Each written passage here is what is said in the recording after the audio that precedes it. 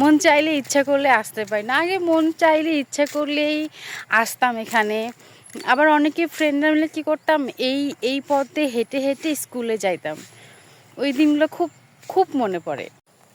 সুন্দর একটা জায়গা, মানে আমার খুবই ভালো লাগে এই জায়গাটা, মানে খুবই খুবই ভালো লাগে। দেখেন কি সুন্দর রেল লাইন, ধান গাছ, বিল,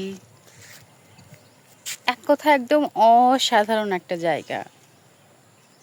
আগে ছোটবেলায় প্রতিদিন এখান থেকে এসে পাথর নিয়ে যাইতাম, খেলতাম, কিন্তু এখন বড় হয়ে গেছি, এখন আর এখানে বছরেও আসা হয় না।